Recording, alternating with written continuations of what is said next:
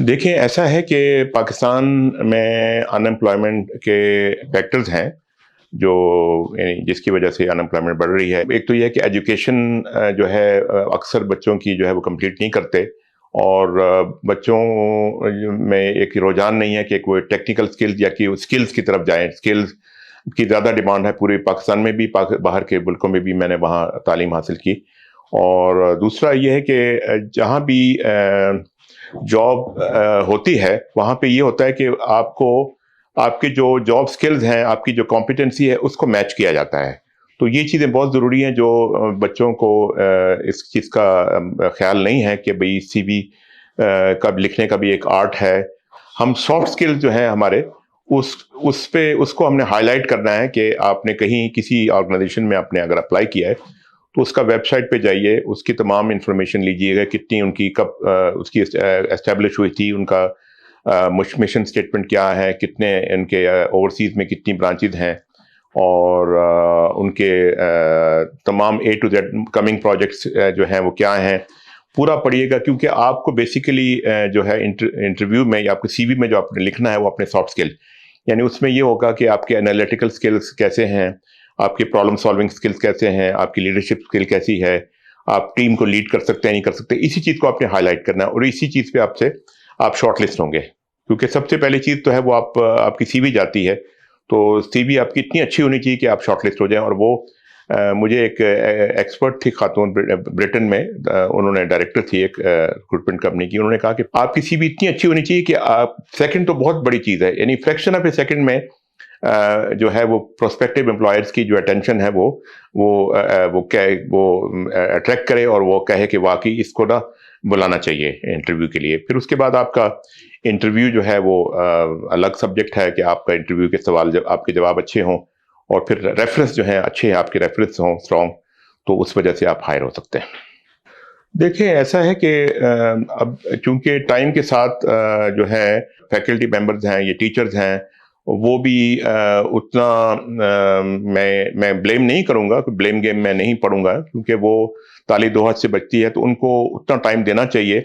क्योंकि अगर एक क्लास में 40 बच्चे हैं, तो आइडियल तो ये है कि 20 बच्चे हों एक क्लास में, तो फिर वो एक पर्सनलाइज अटेंशन मिल सकती है। लेकिन प्रॉब्लम ये है कि 40-40, 50-50, 60-60 बच्चे होंगे, तो वो अटेंशन टीचर भी ह्यूमनली पॉसिबल नहीं है। लेकिन स्टूडेंट्स को भी चाहिए कि एक चीज़ की समझ नहीं है तो 10 दफ़ा पूछे, जब तक उसको क्लैरिटी नहीं होती, जब तक उसके क्लियर नहीं होता। उसके अलावा उसने जो उसको पढ़ाया जाएगा, अब एक सब्जेक्ट नहीं, 8-10 सब्जेक्ट्स हैं, हर एक सब्जेक्ट उसके टीचर से पूछा जाए कि सर आपने या मैडम आपने कल क्या आपने टॉपिक पे होगा, तो वो आप जाके वो घर में उसको रिवाइज करे, गो थ्रू करे। और क्योंकि जब पढ़ लेगा और नेक्स्ट डे उसको पढ़ाया जाएगा, तो वो उसकी उसकी रिटेंशन जो है, उसको समझने में, अंडरस्टैंडिंग में उसको आसानी होगी। देखें, ऐसा है कि अब ये अनएम्प्लॉयमेंट जो लोगों के पास जॉब्स नहीं है, अनएम्प्लॉयड हैं, तो अंग्रेजी में कहते हैं कि an empty mind is a devil workshop.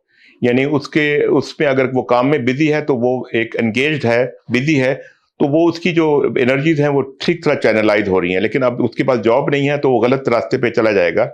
अब उसमें इकोनॉमिक फैक्टर्स भी हैं, उनको उनको पैसों की भी तंगी है, तो वो खुदा ना खास्ता वो क्राइम की तरफ जा सकता है, वो चोरी की तरफ जा सकता है, यानी डकैती की तरफ जा सकता है, खुदा ना खास्ता यानी उसको किसी की जान लेना पड़े तो। और दूसरी बात ये है कि हम में यानी बतौर कौम जो है, हम में एक यानी बर्दाश्त बिल्कुल ख़त्म हो गई है। तो वो हमें जो बर्दाश्त पैदा करनी चाहिए, और हम लोग दूसरे आदमी की बात सुनते ही नहीं है, और एकदम वो जो है वो उसको डिसाइड कर लेते हैं कि ये इसका नतीजा ये निकला। तो हमें चाहिए कि एक अच्छी जो है हमें एक आदत बनानी चाहिए कि दूसरे आदमी की पॉइंट ऑफ व्यू सुने और उसके बाद फैसला करें। और मेरे ख्याल में अब अल्लाह करे कि हमारी इकोनॉमिक कंडीशन अच्छी हो, लेकिन उसकी बहुत सी वजूहत ये भी हैं कि अनएम्प्लॉयमेंट की, और मुल्क में जो आप देख रहे हैं कि इकोनॉमिक कंडीशन बहुत पुअर है। अब हमारी 22 करोड़ की आबादी है, और मैं आपको सही फिगर बता रहा हूँ कि टैक्स रिटर्न के लिए जाता हूँ, तो उनसे मैंने डिस्कस किया, वो एफबीआर में रहे हैं, तो मैंने कहा कि सईद भाई, ये ऐसा है कि मैंने सुना है कि 1% जो है पॉपुलेशन का वो टैक्स देता है। उन्होंने कहा नहीं फिरोज साहब, 1% رجسٹرڈ ہے اور 1% سے بہت کم جو ہے لوگ ٹیکس دیتے ہیں. تو آپ یہ سوچئے کہ گورنمنٹ کس طرح چلے گی جب آپ کے پاس ریونیو نہیں ہوگا, لوگ جو ہے وہ ٹیکس ایویڈ کر رہے ہیں, ٹیکس دیتے ہی نہیں ہیں.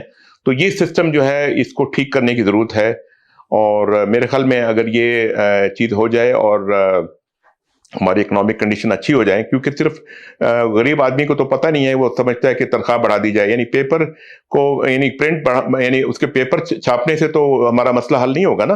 تو یہ چیزیں سمجھنے کی ہیں, اور ہمیں برداشت جو ہے کا مادہ پیدا کرنا چاہیے. اس کے علاوہ یہ ہے کہ ہمیں حسد بہت ہے, پروفیشنل جیلسیز ہیں, یہ ختم کرنا چاہیے. اور ہمیں یعنی یہ نہیں پتا کہ قطار بنانی ہے, قطار میں نہیں کھڑے ہو سکتے. تو یہ چیز جو ہے بڑی بیسک چیزیں ہیں جو کہ ہمیں کرنی چاہیے. اب میں بات کروں گا, یہ بہت اہم موضوع ہے اور ٹاپک ہے کیریئر کاؤنسلنگ, کیونکہ ہم لوگوں کو اس چیز کا یعنی پتہ ہی نہیں ہے کہ کیریئر کاؤنسلنگ کیا ہے. سب سے پہلے تو یہ سمجھنی چاہیے, کیونکہ کیریئر کاؤنسلنگ ایسی ہے کہ آپ کو پتہ ہونا چاہیے کہ آپ کے یہ سبجیکٹ سے آپ کے فائنل ایئر میں, آپ کے جیسے آپ نے گریجویشن کر لی ہے, تو اس کے بعد آپ ڈائریکشن لیتے ہیں, آپ کو کوئی سمت نظر نہیں آ رہی کہ کہاں جانا ہے. تو اس میں آپ کو یہ سوچنا چاہیے کہ اب بعض دفعہ ایسا بھی ہوتا ہے کہ آپ ایک بچہ یا بچی جو ہے وہ ڈاکٹر بننا چاہتی ہے, اس کے سبجیکٹ بھی ہیں, پری میڈیکل اس کے سبجیکٹس ہیں, اور پیپر بھی اچھے ہیں, اس کے مارکس بھی اچھے ہیں, لیکن والدین جو ہیں اس کو فورس کرتے ہیں کہ نہیں تم ڈاکٹر بن جاؤ, تم ڈاکٹر نہیں انجینئر بن جاؤ یا کچھ اور بن جاؤ. تو وہ نہیں کرنا چاہیے. اور میں اس کا علاج میں یہ بتاؤں گا کہ جب یہ صورتحال پیدا ہو جائے کسی گھر میں, اور ایک ٹینشن, ایک بڑا تناؤ کا جو ہے وہ پیدا ہو جاتا ہے, تو اس صورت میں بچوں کو چاہیے کہ والدین کی عزت کریں, اور یعنی والدین کو بھی کہوں گا کہ وہ بھی تھوڑا بڑا پن کا مظاہرہ کریں. اور اس صورت میں اس کا علاج یہ ہوگا کہ ایک ایجوکیشنل سائیکالوجسٹ سے بچے کی اسیسمنٹ کروائیں. تو وہ جو بچے کی اسیسمنٹ کرے گی کہ اس کی ایپٹیچیوڈ یا اس کے لائکنگ یا اس کی ایپٹیچیوڈ یا جو اس کی کمپیٹنسی ہے کس چیز میں زیادہ ہے, تو اس کا جو رزلٹ ہوگا وہ فائنل ہوگا. اب میرے ٹائم میں جو میرے وقت میں جو تھے مواقع بہت کم تھے, جیسے ڈاکٹر آپ بن جائیں, انجینئر بن جائیں, ایئر فورس میں چلے جائیں, آرمی میں چلے جائیں. لیکن اب تو بے شمار جو ہے فیلڈز ہیں. آپ دیکھیں, آپ آرکیٹیکچر میں چلے جائیں, بچیوں کے لیے فیشن ڈیزائننگ میں چلے جائیں, اور آپ پروجیکٹ مینجمنٹ میں چلے جائیں, کنسٹرکشن مینجمنٹ میں چلے جائیں, آئی ٹی میں چلے جائیں. یعنی اتنے زیادہ سبجیکٹس ہیں کہ میں آپ کو بتا نہیں سکتا.